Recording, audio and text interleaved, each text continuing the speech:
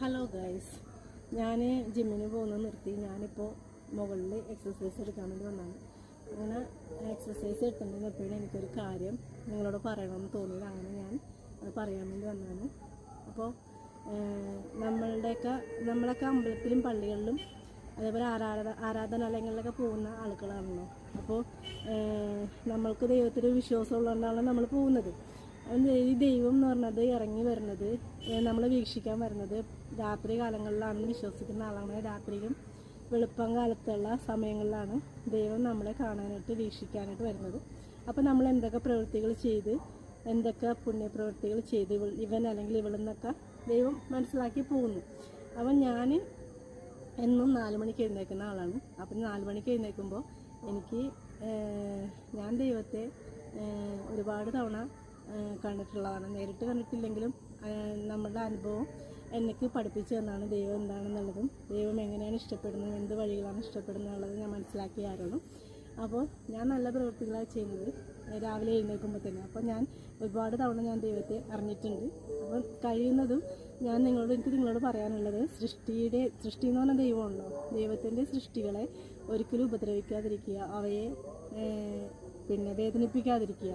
ദൈവം ആഗ്രഹിക്കുന്നത് മനുഷ്യൻ സുഖസന്തോഷമായി ജീവിച്ച് മരിക്കണമെന്നല്ല. അതിനേക്കാൾ ഉപരി അവന് കർത്തവ്യങ്ങളുണ്ട്. ആ കർത്തവ്യങ്ങൾ നിറവേറ്റുന്നവൻ ആരാണോ അതാണ് ദൈവത്തിന് ഇഷ്ടപ്പെട്ട പുത്രനും പുത്രിയും. അപ്പോൾ നമ്മൾ നന്മ ചെയ്യുന്ന ദൈവം വെറുതെ ഒരു ഭൂമിയിൽ മൃഗങ്ങളെ സൃഷ്ടിക്കില്ലല്ലോ. മൃഗങ്ങളെ, ജന്തുക്കളെ, പക്ഷികളെ, ഇവരൊക്കെ സൃഷ്ടിച്ചത് മനുഷ്യൻ സംരക്ഷിക്കണം എന്നുള്ളത് കൊണ്ടാണ് സൃഷ്ടിച്ചത്. അതിൻ്റെതായ കാരണങ്ങളുമുണ്ട് ഓരോ ജീവനും. അപ്പോൾ നമ്മൾ കഴിയുന്നതും ദൈവത്തിൻ്റെ സൃഷ്ടികളെ നമ്മൾ ഉപദ്രവിച്ചാൽ ദൈവത്തിന് വേദനിക്കുകയോ ഇഷ്ടപ്പെടും. അത് ഭൂമിയിൽ നിന്ന് പൊട്ടിയുണ്ടാക്കിയൊന്നുമല്ലല്ലോ. നമ്മൾ ഭക്ഷണം കൊടുത്തിട്ടുണ്ടെങ്കിൽ എന്ത് മൃഗമാണെങ്കിലും, കാക്കകളാട്ടെ പക്ഷികളാട്ടെ എന്താണെങ്കിലും നമുക്ക് ചിലപ്പോൾ ഒരു ഡിസ്റ്റർബ് ആയിരിക്കാം. എന്നാലും ഡിസ്റ്റർബിലൂടെ നമ്മൾ ജീവിക്കുക. ചെറിയ ശബ്ദങ്ങളും ഇതൊക്കെ നമ്മളത് തരണം ചെയ്ത് മുന്നോട്ട് പോകുമ്പോഴാണ് നമുക്ക് വിജയം ഉണ്ടാകുന്നത്.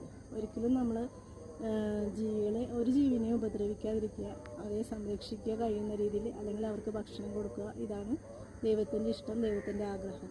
അപ്പോൾ നമ്മൾ ആ വഴിക്ക് പോവുകയാണെങ്കിൽ ദൈവം നന്മകൾ തരും. അത് എനിക്ക് ഉറപ്പാണ്.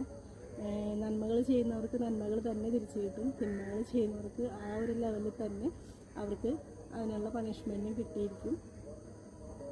അത് ചിലപ്പോൾ അനുഭവിക്കുന്നത് നമ്മളുടെ വീട്ടിൽ ഒന്നും അറിയാത്ത, ഒരു കുറ്റവും ചെയ്യാത്ത ആളുകളായിരിക്കും ആ തിന്മ അനുഭവിക്കുന്നത്. കാരണം നമ്മൾ എന്നുള്ള ഒരു വ്യക്തിയിലൂടെ അത് അനുഭവിക്കുന്നത് ചിലപ്പോൾ നമ്മളായിരിക്കില്ല. നമ്മൾ ഇഷ്ടപ്പെടുന്ന ഒരു വ്യക്തിയായിരിക്കും ദൈവം